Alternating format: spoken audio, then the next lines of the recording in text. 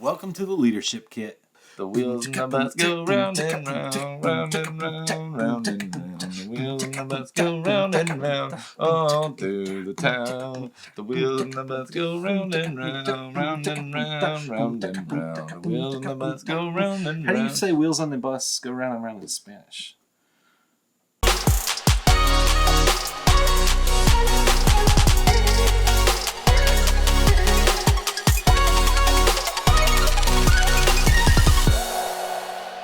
Jason Alexander is an award-winning television actor. He was on Seinfeld for years.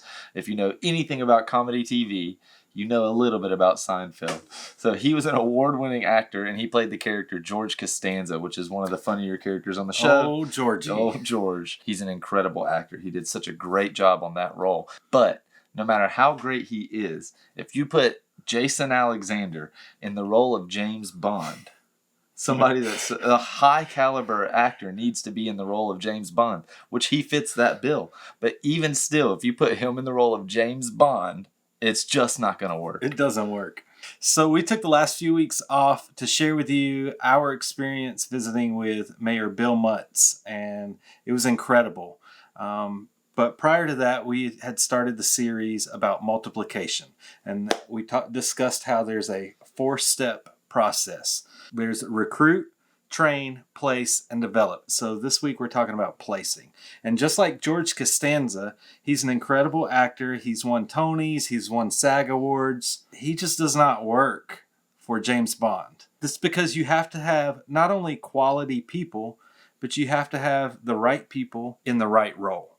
You know, it's not just good enough to get everybody on the bus. You've got to get them in the right seat next. Everybody is a genius in their own right, but if you judge a fish based on how well it can climb a tree, the fish is always going to think it's stupid. It's never going to be able to succeed. The placing process is really built on the 2 previous steps, recruiting and training. If you recruit well and you recruit people who really share the vision that you have for your organization, they're going to love being a part of it, whatever it is. And then if you train them well, in the process, you're going to get a feel for what they are good at. What skills they have, what talents they have, where do they really shine. In that process, you can kind of steer them in the right direction towards a role, towards a job that's going to set them up for success. And that's why it's so important to recruit and train well, because the better you do that, the easier it's going to be to place somebody, and the better you're going to be at placing people. I think part of placing people is understanding that this person could have my job and I want them to. This person can have, even if it's part of my job, this person can have these duties that I take on. Anytime I elevate people to a higher level, it elevates the entire organization.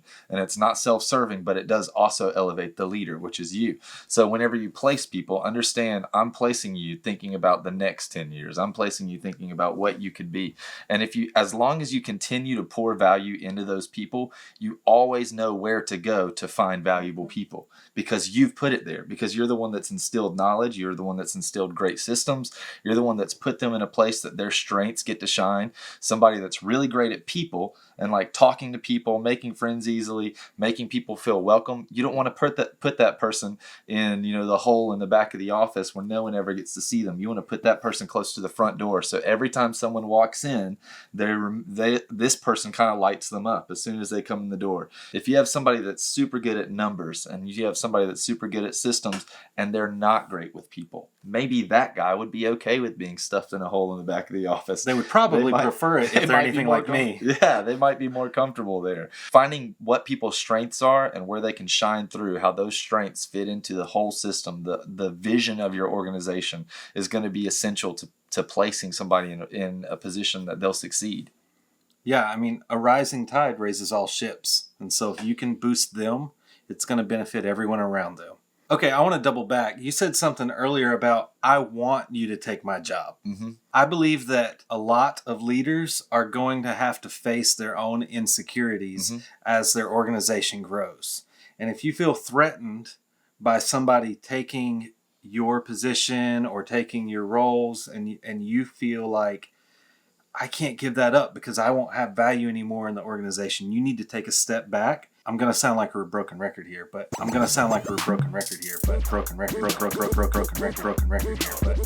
you need to take a step back. Broken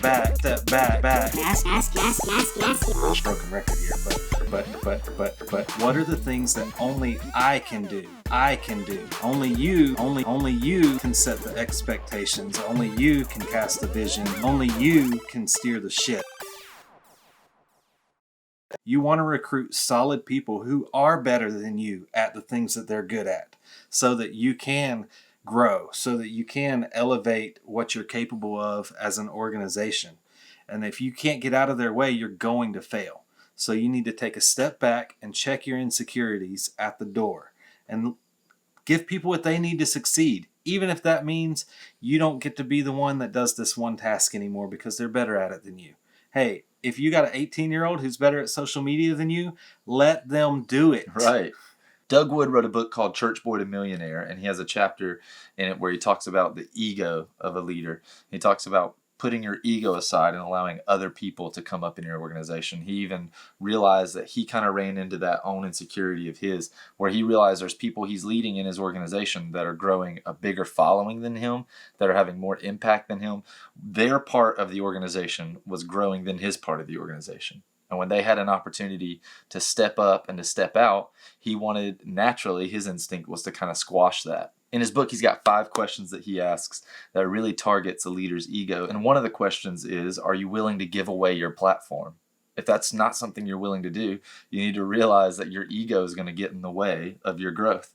Whenever you place people, realizing you're placing them to take your position one day. I worked in an organization where they said, if you're not replacing yourself in 2 years, you're probably not going to keep your job. That's intense, but really that's what it comes down to, you know? If you aren't willing to check your ego at the door, you aren't willing to let go of your insecurities or push through them so that you can elevate the people around you, then you're not going to grow. That's going to be your lid, just like John Maxwell talks about in the 21 Irrefutable Laws of Leadership. You're only going to grow to the level that your leader can grow, and you're going to stifle the growth of everyone around you. Join us next week for the last part of our series on multiplication. We'd love to see your comments. We're going to talk about developing your people. So thanks for liking, commenting, and subscribing. We'll see you then.